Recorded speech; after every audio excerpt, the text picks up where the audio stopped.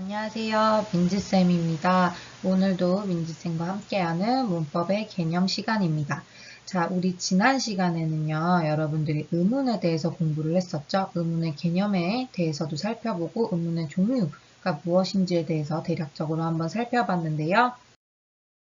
오늘은 2강이죠. 2강에서는 여러분들이 의문의 두 종류였던 자음과 모음에 대해서 한번 살펴보도록 하겠습니다. 자, 우선 자음과 모음이 도대체 어떻게 구별되는 것인지 중요한 결정적인 하나의 구분 기준이 있다고 수업 시간에서도 얘기를 했었죠. 자, 자음과 모음은 장애 유무로 결정됩니다. 장애란 무엇이냐? 바로 우리가 말을 하려면은 공기가 간전에서부터 이렇게 올라와서 우리가 거기에 소리를 얹어서 발음을 하죠. 그때 그 공기가 이렇게 나올 때 발음기관에서 어딘가에서 공기의 흐름이 방해를 받는 걸 우리가 장애라고 이야기를 해요. 그래서 이런 방해를 받는 장애가 받으면은 자음, 장애를 받지 않으면 모음이라고 이야기를 합니다. 도대체 장애를 어떻게 받는다는 건지 구체적으로 여러분들이 자음을 살펴보면서 정확하게 이해를 할 수 있어요. 자, 그러면은 이제 본격적으로 자음에 대해서 들어가기 전에 자음에 대해서는 몇 가지 좀 기억해야 될 것들이 있는데요. 우리나라 자음에서는 예사소리와 된소리, 거센소리의 대립이 일어나는 자음들이 있어요. 자, 예사소리라는 건 우리가 평음이라고도 하기도 하고요. 그냥 가장 약한 소리, 그냥 보통 소리라고 생각하면 될 것 같아요. 자, 근데 된소리라고 하는 것은 소위 여러분들이 끄, 뜨, 뿌, 쓰, 쯔 라고 하는 쌍자음으로 되어 있는 소리 있죠? 이런 것들을 된소리라고 하는데요. 경음이라고도 합니다. 예사소리에 비해서 우리 목청이 이렇게 딱 긴장되어서 끄 이렇게 소리 나는 발음되는 소리를 된소리라고 하죠. 자, 거센 소리는 공기가 거세다. 격한 소리가 난다라고 해서 격음이라고 하기도 하고요. 목청에서 강한 기류를 동반하는 그러니까 흐 같은 공기가 이렇게 팍 빠져나가는 그 소리가 동반된 소리를 거센 소리라고 이야기를 해요. 소위 좀 침이 많이 튀는 소리, 크, 트, 프, 츠 이런 소리라고 생각하면 됩니다. 그래서 자음 중에서는 예사 소리, 된 소리, 거센 소리가 대립한다. 그러니까 세 가지로 나타나는 자음들이 있는데요. 아, 이런 것들이 있구나라는 걸 먼저 알고 시작하면 좋을 것 같아요. 자, 그 다음에 또 자음은요, 울림소리와 안울림소리라고 하는 것들이 있는데요. 울림소리는 우리가 유성음이라고 하기도 하고요. 안울림소리는 무성이라고도 합니다. 뭐가 울리느냐? 바로 성대가 울리느냐, 울리지 않느냐에 따라 나뉘어요. 이렇게 목청에 손을 대보면은 유독 성대가 더 크게 떨리는 소리가 나는데요. 그런 소리를 우리가 울림소리라고 이야기를 하죠.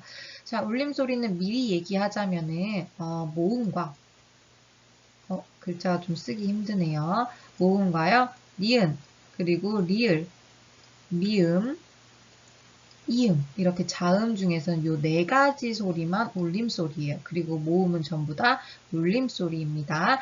나머지 자음들은 모두 안울림소리라고 생각하면 될 것 같아요. 그래서 우리가 보통 외울 때 나라 마음 이렇게 외우기도 하니까 아니면은 노란 양말이라고 외우는 친구들도 있더라고요. 그래서 니은, 리을, 미음, 이응 요것들은 울림소리에 해당하는구나. 나머지는 전부 다 안울림소리구나 이렇게 생각하면 될 것 같아요. 자, 다음. 그리고 우리말은 한 음절을 이룰 때 초성, 중성, 종성이 되는데요. 우리 지난 시간에도 음운이 결합되는 결합체가 음절이라고 이야기를 했었죠. 위치를 우리가 초성, 중성, 종성이라고 하는데 예를 한번 들어봅시다. 자, 초성이라고 하는 건요. 우리가 빵이라는 글자를 할 때 가장 앞부분에 오는 자음, 이 자리를 초성이라고 해요. 그리고 중성은 옆에 있는 이렇게 옆에 중간에 온다고 해서 중성이라고 하죠.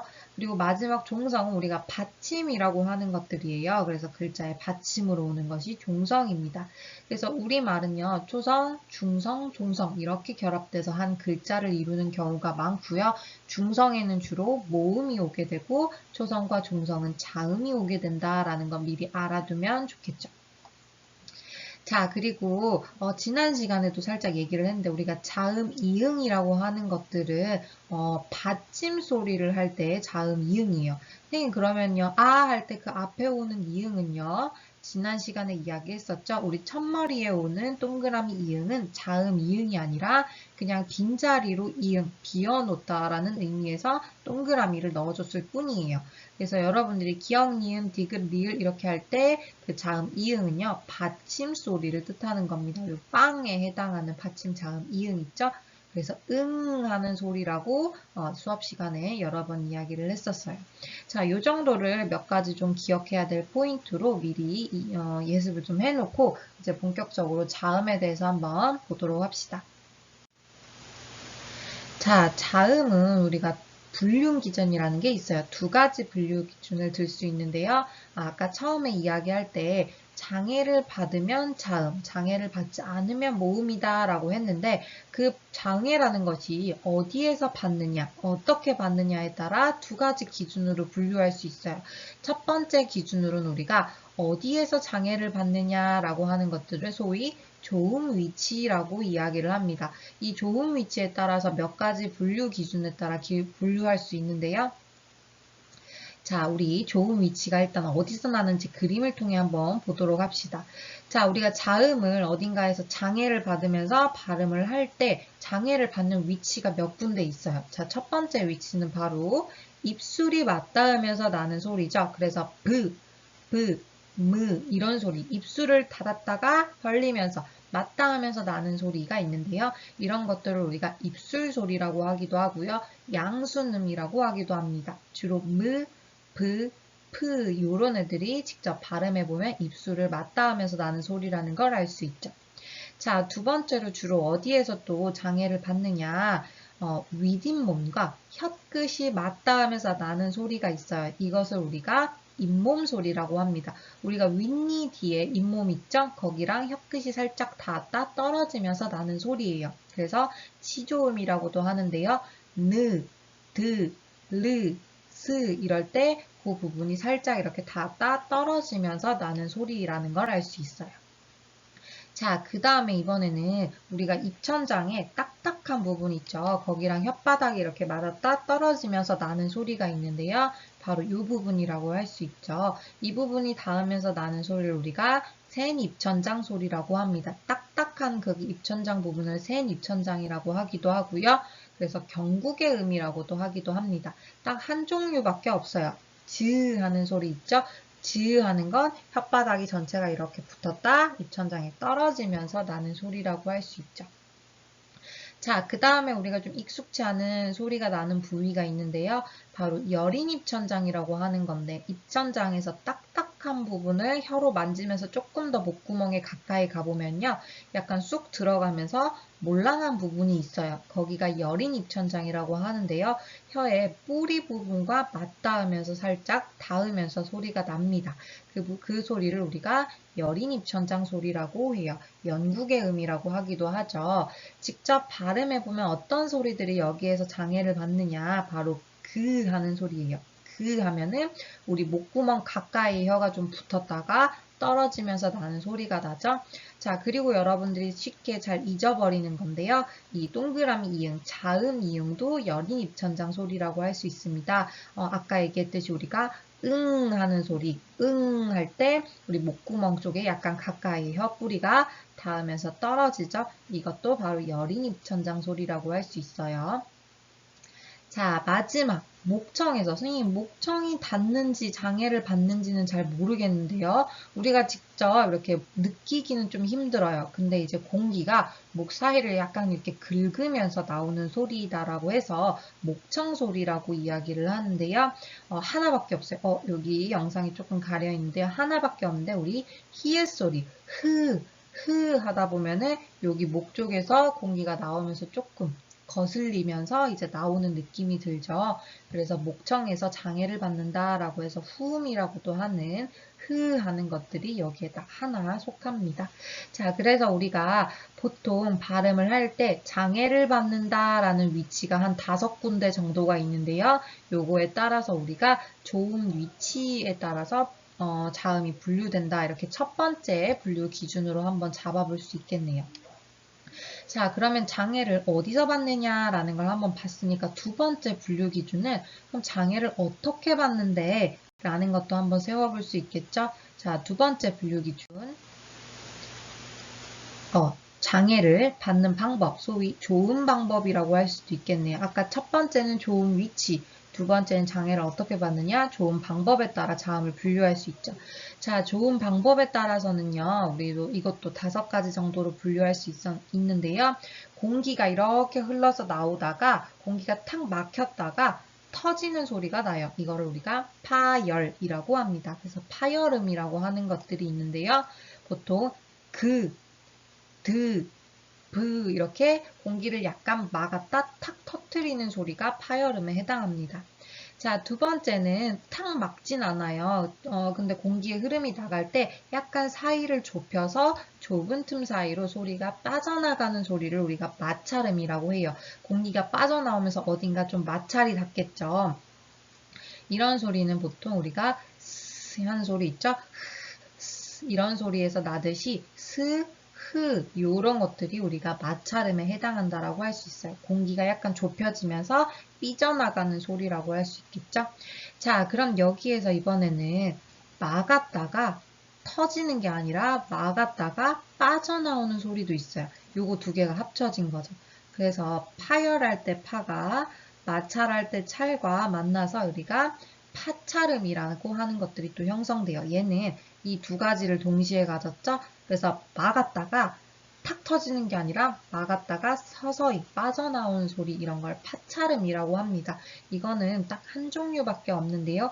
즈 하는 소리가 있죠. 즈 해서 막았다가 탁 터지는 게 아니라 막았다 즈 하면서 마찰과 비슷하게 소리가 빠져나가는 소리 파찰음에 해당해요. 자, 그 다음에 우리 공기가 코로 나가는 소리도 있어요. 보통 우리가 콧소리 낸다. 너 왜 이렇게 콧소리 내? 라고 하는 소리 있죠? 이걸 비음이라고 하는데요. 우리가 주로 애교 부를 때 많이 내는 소리 있죠. 그래서 이런 소리 낼 때 우리가 이응 같은 소리 많이 내죠. 뭐 이런 소리. 그래서 이런 소리가 코에서 우리가 콧소리가 많이 나는 소리라고 할 수 있어요. 자, 마지막 소리, 공기가 혀의 양 옆쪽으로 흘러나가는 주로 소리를 우리가 유음이라고 하죠. 그래서 요거는 흐를 유자를 써서 공기가 흘러간다라고 해서 르 하는 소리. 우리가 르 하면서 공기가 양옆으로 빠져나가는 느낌을 받을 수 있겠죠. 자, 요렇게 좋은 방법도 우리가 5가지 기준 정도로 나눠볼 수 있어요. 자, 그래서 자음을 분류할 때는 그게 장애를 어디서 받느냐? 어떻게 받느냐. 그래서 좋은 위치와 좋은 방법을 두 축으로 이렇게 분류를 해볼 수 있겠는데요. 이거를 표로 한번 정리를 해보면은 바로 이런 모양의 자음 분류표가 나옵니다. 우리가 아까 방금 봤던 조음의 위치가 이렇게 가로축으로 있고요. 조음의 방법 이렇게 세로축으로 나와 있죠. 이 축에 따라서 여러분들이 이렇게 자음을 분류를 해볼 수가 있어. 근데 우리 아까 살짝 언급했던 것들이 나왔죠? 자, 바로 이거. 예사소리, 된소리, 거센소리가 이렇게 나타나네요. 예사소리 브에 해당하는 거에 된소리는 뿌, 거센소리는 프 이런 식으로 예사소리, 된소리, 거센소리의 대립이 일어나는 자음들이 있어요. 근데 특이하게 파열음에도 이렇게 3가지 대립이 있고요. 파찰음에도 이렇게 3가지 대립이 있는데 주의해야 될 거 마찰음은 거센 소리는 나타나지 않습니다. 예사소리 스 그리고 된소리 스만 나타나고요. 거센 소리라는 건 찾아볼 수가 없으니까 이렇게 없는 경우도 있구나 라는 거 주의해서 살펴보면 좋아요. 자, 그 다음에 우리 아까 또 살짝 봤던 거 다시 또 보면은요. 지금까지 파열음, 파찰음, 마찰음에 해당하는 것은 전부 이 부분은 안울림 소리에 해당합니다. 아까 쌤이 울림 소리에는 자음 중에서 4가지가 있다 했죠? 나라마음, 니은, 리을, 미음, 이응 이렇게 4가지가 울림 소리에 해당하여. 그러니까 즉 비음과 유음은 모두 울림 소리에 해당한다라는 걸 알 수 있겠죠. 그래서 여러분들이 자음을 분류하는 기준이 이렇구나라는 걸 이해하고요. 요것들을 머릿속에 좀 기억을 해두면은 자유롭게 활용할 수 있을 것 같아요. 자, 그러면 이제 모음으로 한번 넘어가 보도록 합시다. 모음이라는 거는 우리가 단모음과 이중 모음으로 나눌 수 있어요. 아까 모음은 장애를 받지 않고 나는 소리라고 이야기를 했었죠. 그럼 장애는 안 받는데 공기가 나올 때 공기길의 모양을 우리가 좀 만들어줄 수 있는데요. 그 발음할 때 그 공기길의 모양이 입술과 주로 혀를 통해서 만들어져요. 입술과 혀를 통해서. 근데 입술과 혀의 모양이 딱 한 번만에 결정되는 걸 우리가 단모음이라고 합니다. 그래서 발음할 때 입술이나 혀가 고정되어 움직이지 않은 모음이라고 하죠. 근데 이게 한 번 모양이 바뀌어요. 바뀌는 것들이 있어요. 그런 걸 우리가 이중모음이라고 합니다. 그러니까 두 번의 모양이 나타나는 것을 이중모음이라고 하는 거죠. 그래서 발음할 때 입술 모양이나 혀의 위치가 한번 달라지는 모음이다 라고 해서 이걸 이중모음이라고 합니다. 자, 어떤 예들이 있는지 이따가 살펴볼 건데요. 우선은 단모음을 중심으로 좀 살펴보도록 할게요. 자, 단모음도 우리가 자음처럼 몇 가지 기준으로 좀 분류를 해볼 수가 있어요. 자, 단모음에 해당하는 것들은 10가지가 있는데요. 이 단모음이 왜 이렇게 10가지가 형성되냐까지 여러분들이 이해를 하려면은 중세국어부터 공부를 해야 돼요. 그래서 그 부분은 좀 나중에 보기로 하고요. 요거는 일단 단모음은 우리나라 단모음엔 10개가 있구나라는 거는 그냥 기본 지식으로 깔고 그 뒤부터 한번 공부해 보도록 할게요. 자, 단모음은 오, 우 하고 이 한 다음에 에, 왜, 위가 이렇게 단모음에 해당합니다. 여기 10개가 단모음이라고 생각을 하고 뒤를 공부할게요. 자, 단모음을 분류하는 기준이요. 쌤이 아까 공기길의 모양을 혀랑 입술이 만들어간다라고 했는데요. 그럼 혀의 위치가 어떤지, 입술의 모양이 어떤지 이런 것들이 분류 기준이 되겠죠? 그래서 첫 번째 분류 기준으로는 혀가 높낮이, 위에 있느냐, 아래에 있느냐, 중간에 있느냐 이런 높낮이에 따라서 분류를 할 수 있어요. 자, 그리고 두 번째는 위아래 했으니까 앞뒤도 돼야겠죠? 혀가 좀 앞에 있느냐, 뒤쪽에 있느냐에 따라서 모음이 분류되기도 하고요. 그리고 혀 두 번 했으니까 이거는 입술 모양에 따라서도 분류가 될 수 있겠죠. 자, 그러면 분류를 또 어떻게 세부적으로 할 수 있는지를 봅시다. 자, 아까 말했듯이 혀는 높이 있느냐, 입천장 가까이, 입천장이 이거면 혀가 이렇게 높이 붙어 있느냐에 낮춰 있느냐에 따라서 붙어 있으면 고모음, 그리고 어중간하게 있으면 중모음, 그 다음에 바닥 밑쪽에 깔려 있으면 저모음이라고 할 수 있어요. 그리고는 혀의 앞뒤 위치는 혀가 앞쪽으로 튀어나갈 것 같이 나와 있느냐 하면 전설모음, 혀가 목구멍 쪽으로 좀 들어가면서 발음하는 소리는 후설모음이라고 할 수 있어요. 그리고 입술 모양은 간단해요. 두 가지인데요. 입술 모양이 이렇게 우 이런 것처럼 동그랗게 모여진다라고 하면 원순 모음이고요. 입술이 이렇게 좀 가로로 이렇게 찢어지는 모양이다라고 하면 우리가 평순 모음이라고 합니다. 그럼 각각의 모양을 어떻게 단모음 10개가 분류될 수 있는지 확인을 해봅시다. 자, 이거는 쌤이 하나하나 분류하는 것보다는 표로 그냥 가지고 와봤어요. 표로 여러분들이 보는 게 모음은 조금 더 쉬울 거예요. 자, 여기 보면은 아까 말했듯이 첫 번째 혀가 높이 있느냐, 중간에 있느냐, 낮게 있느냐에 따라서 고모음, 중모음, 저모음 이렇게 나눌 수 있죠. 대표적으로 하나씩만 한번 해볼까요? 이렇게 여러분이 발음하면요. 이 할 때 혓바닥 입천장이 가까이 이렇게 붙어 올라간다는 걸 알 수 있어요. 이게 바로 고모음입니다. 그러면은 다음 좀 쉽게 이걸로 한번 보도록 할게요. 자, 하면은 조금 어중간하게 그냥 혀가 중간쯤에 위치해 있는 것 같죠? 선생님, 그러면 혀가 낮게 되는 건 뭔데요? 하다가 아를 한번 해보세요. 하면은 어를 하다 아를 할 땐 혀가 더 밑으로 내려가는 느낌이 들죠? 할 때까지 내려가면 요거는 저모음이라고 할 수 있어요. 그래서 혀가 위에 있느냐, 중간에 있느냐, 아래에 있느냐에 따라서 고모음, 중모음, 저모음 이렇게 나뉠 수 있습니다. 자, 그 다음에 두 번째 기준은 앞뒤였죠. 혀가 앞에 있으면 전설모음, 뒤에 있으면 후설모음. 대표적으로 얘도 하나씩만 한번 해볼까요? 이거 일단 지우고 혀가 이 한번 해보세요. 이 하면 혀가 앞쪽으로 튀어나올 것처럼 가까이 붙죠. 요거는 대표적인 전설모음이에요. 반대로 그러면은 후설모음 대표적인 거 한번 봅시다. 하면은 우리가 벌레 같은 거 보면 이렇게 하면서 뒤로 혀가 뒤로 나가는 느낌이죠. 그래서 얘는 대표적인 후설 모음이에요. 자, 그 다음에 우리 입술 모양 한번 봅시다. 입술 모양은 굉장히 구별하기 쉬워요. 우리 대표적으로 입술 모양 동그래지는 거. 보통 섹시한 입술 모양 할 때 우 이런 소리 내죠? 우 할 때 입술이 이렇게 동그래지기 때문에 얘는 원순이고요. 그 다음에 우리 치즈 할 때 일부러 입을 쫙 벌려서 웃는 모양처럼 해주려고 치즈 이렇게 하죠. 그래서 이런 모양. 치즈 할 때 이랑 그리고 치즈 할 때 의의 의는 이런 거는 평순 모음이라고 할 수 있겠죠. 자, 이렇게 여러분들이 모음은요, 하나씩 발음을 해보면은 이렇게 어떤 구별표 안에 들어가는지 기준을 좀 분류해 볼 수가 있어요. 자, 근데 조금 독특한 녀석들이 있어서 요거 한 번만 보고 갈게요. 자, 위와 외. 선생님, 위는 좀 여러분들이 이중모음을 보고 나면 알겠지만 얘는 이중모음 아니에요? 이거 한 번만에 이렇게 한 번만에 발음이 안 되는데요 라고 할 수 있는데요. 원래 원칙적으로는 얘네는 단모음으로 발음합니다. 좀 이상하게 들리겠지만 이렇게 해서 입 모양을 바꾸지 않고 한 번만에 단모음으로 발음하는 게 원래 원칙적으로 발음이에요.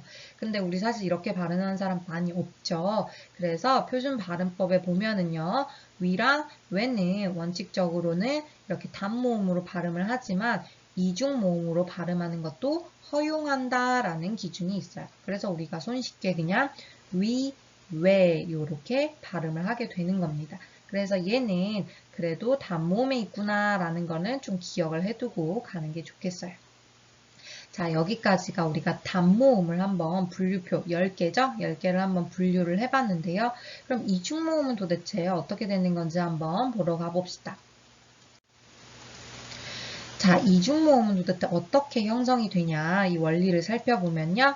바로 단모음과 반모음이 결합되어 있는 거예요. 아까 이중모음은 한 번만에 결정되는 게 아니라 입 모양이나 입술 모양이 한 번 바뀌어서 두 번에 걸쳐서 소리가 난다라고 했죠.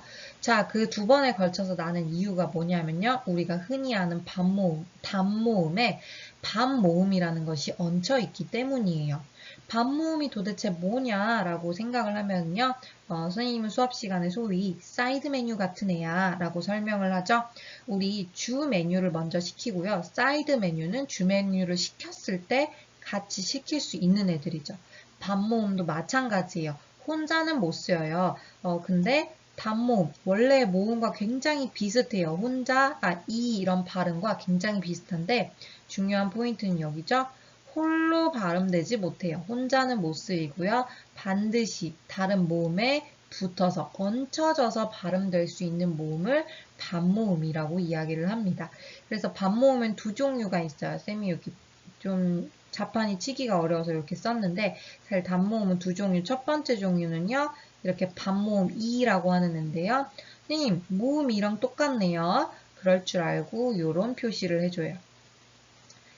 자, 모음 이 위에 이런 반달 모양 이렇게 생긴 모양 표시를 해주면은 얘는 반모음이야 라는 표시를 해준 거예요. 그리고 또 두 번째 종류로는 이런 애들이 있어요. 오나 우를 써주는데 얘네도 위에 이렇게 반달 모양 같은 표시가 있죠. 이거는 보통 그냥 우리가 알고 있는 단모음 오나 우가 아니라 반모음 오나 우야 라는 표시예요. 그래서 반모음에는 우리가 이렇게 딱 두 가지 종류만 있습니다. 그래서 단모음에 얹혀서 반모음이 얹어져 있는 걸 이걸 이중모음이라고 하는데요. 자, 얘네에 따라서 형성되는 이중모음도 달라요. 한번 봅시다. 자, 여기 이렇게 표시를 해주면 좋겠죠. 자, 모음에다가 반모음 이를 붙여서 만들어진 모음을 이중모음을 반모음 이계 이중모음이라고 합니다. 야여, 요유, 예예, 의 요런 애들이 있는데요. 얘네가 왜 이중모음인지 한번 볼까요? 여러분 야라고 발음을 해보세요. 야라고 하면은 처음에 이처럼 발음할 것 같다가 아로 끝나죠. 야, 그래서 입 모양이 한 번 바뀌어서 두 번에 걸쳐서 모양이 나타나요. 그래서 원래 이 단모음 아라는데 반모음 이라는 게 얹혀져서 이렇게 이중모음을 만들어낸 겁니다. 그래서 이런 걸 반모음 이계 이중모음이라고 하는 거예요. 마찬가지로 반모음 오 계열 애들도 있어요. 자, 여기도 그러면 반달 표시 모양 해줘야겠죠. 자, 반모음 오, 우개 이중 모음은 마찬가지로 원래 단모음 아 앞에다 한번 붙었다고 생각해 봅시다. 그럼 우리가 와라고 발음을 할 때 나타나는 앤데요. 와라고 발음할 때 처음에 오처럼 발음할 것 같다가 아로 끝나죠. 그러니까 모양이 한번 바뀌어서 나타나는 거예요. 오처럼 나타날 것 같다가 결국 아로 끝난다. 그래서 와 이렇게 소리 나는 이런 이중 모음이 있는데요. 마찬가지로 얘가 바로 아가 단모음이고요. 이 반모음 우라고 하는 애들이 여기에 얹혀서 소리가 나는 거예요. 그래서 우리가 오우의 이중모음이다 라고 표현을 해주는 겁니다. 그래서 반모음이 이렇게 두 가지 종류가 있는데 이 반모음에 따라서 이중모음이 두 가지 원리로 형성된다라고 생각을 해주면 되겠죠? 자, 여기까지 우리가 이중모음에 대해서 한번 살펴봤는데요. 총 자음과 모음에 대해서 보면서 그 원리가 어떻게 형성되는지 그리고 그 분류 기준이 어떻게 되는지에 대해서 한번 천천히 살펴봤어요. 특히 이중모음이 조금 어려울 수 있는데요. 천천히 여러 번 복습하면서 그 원리를 조금 이해할 수 있도록 노력을 해주세요. 네, 다음 시간에는요, 오늘 공부한 내용들을 바탕으로 음운 변동에 대해서 살펴볼 겁니다. 음운 변동 중에서도 받침 발음에 해당하는 내용들을 먼저 한번 살펴보도록 할게요. 자, 오늘도 오랜 시간 공부하느라 고생 굉장히 많았습니다. 네, 복습과 좋아요는 민지쌤에게 큰 힘이 됩니다. 그럼 우리 복습 열심히 하고 다음 시간에 만나요.